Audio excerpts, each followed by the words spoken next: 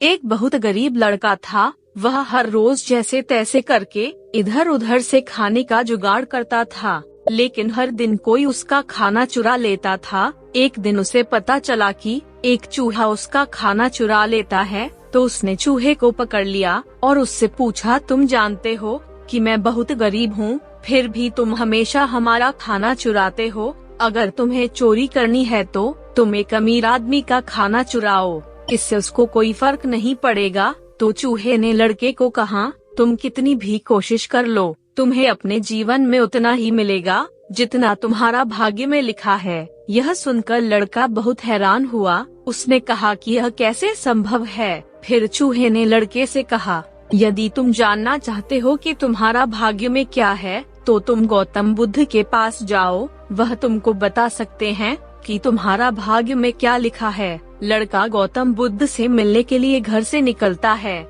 जाते जाते बहुत रात हो गई और रास्ते में उसे एक हवेली दिखाई दी और उसने हवेली के लोगों से एक रात रुकने की अनुमति मांगी। हवेली के लोगों ने उससे पूछा, तुम इतनी रात को कहाँ जा रहे हो? लड़के ने कहा कि मैं अपना भाग्य जानने के लिए गौतम बुद्ध के पास जा रहा हूँ। फिर उन्होंने लड़के से कहा, तुम हमारे लिए गौतम बुद्ध से एक बात पूछ सकते हो कि हमारी एक 16 साल की बेटी है, लड़की बात नहीं कर पाती है, क्या करने से उसकी गले में आवाज वापस आएगी? लड़के ने कहा कि मैं आपका प्रश्न जरूर पूछूंगा। फिर सुबह होने पर वह उन्हें धन्यवाद दिया और आगे निकल गया। आगे रास्ते में बर्फ का पहाड़ मिला। जब वह बड़ी मुश्किल से पहाड़ पर चढ़ा तो वहाँ उसकी मुलाकात एक जादूगर से हुई। जादूगर ने लड़के से पूछा कि वह कहाँ जा रहा है। उसने कहा कि मैं अपना भाग्य जानने के लिए गौतम बुद्ध के पास जा रहा हूँ। तब जादूगर ने कहा,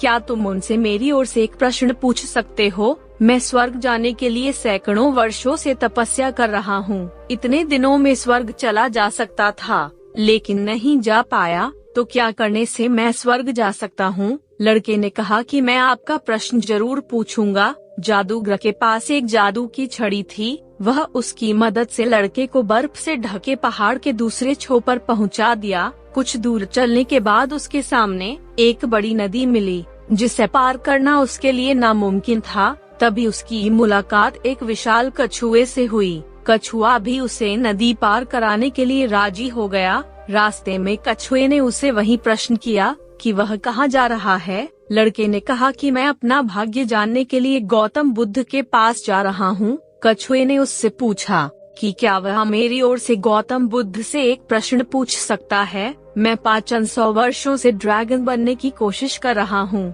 लेकिन मैं नहीं बन पाया, तो मैं ऐसा क्या करूँ जिससे मैं ड्रैगन बन सकता हूँ? लड़के ने कहा, ठीक है, मैं आपका सवाल जरूर पूछूंगा। कछुआ ने उसे अपनी पीठ पर बैठाया और नदी पार कर गया। आखिरकार वह लड़का गौतम बुद्ध के पास आ पहुंचा। वहां उसने और भी बहुत से लोगों को बैठे हुए देखा। गौतम बुद्ध ने कहा कि मैं एक व्यक्ति के लिए सिर्फ 3 प्रश्नों का उत्तर दूंगा। लड़का चिंतित हो गया क्योंकि उसे 4 प्रश्न पूछने थे।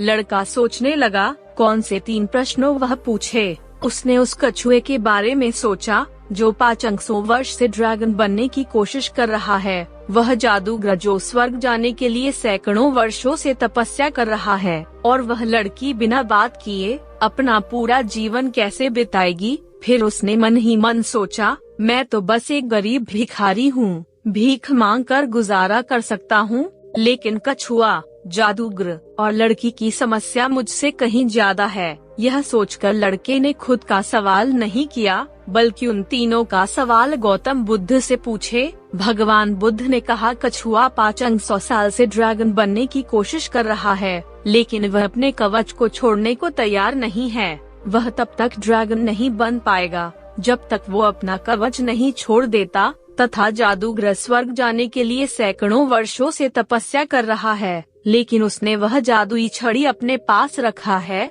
वह जादुई छड़ी उसे स्वर्ग जाने से रोक रही है। अगर वह स्वर्ग जाना चाहता है तो उसे वह जादुई छड़ी छोड़नी होगी, और जिस दिन वह लड़की अपना जीवन साथी चुनेगी, उस दिन से लड़की बात करने लगेगी। लड़के ने गौतम बुद्ध को धन्यवाद दिया और वहाँ से प्रस्थान किया। वापस आने पर यह सब बातें सुनते ही जब कछुआ ने अपना कवच खोला, उसके अंदर कई कीमती मोती मिले। कछुए ने उन मोतियों को लड़के को दे दिया और ड्रैगन बनकर उड़ गया। फिर वह उस हवेली में गया जहां उसने पहली रात बिताई थी। जब वह वहां गया तो कुछ लोग उसके सामने आए और बोले कि तुम वही हो ना जो उस रात हमारे हवेली में आए थे। उसने कहा हाँ मैं वही हूँ। और फिर उस लड़के ने सारी बात बताई और वह लड़की एक अमीर परिवार से ताल्लुक रखती थी, लेकिन उसने अपने जीवन साथी के रूप में उसी भिखारी को चुना और उसके बाद वह अपनी आवाज वापस पा गई।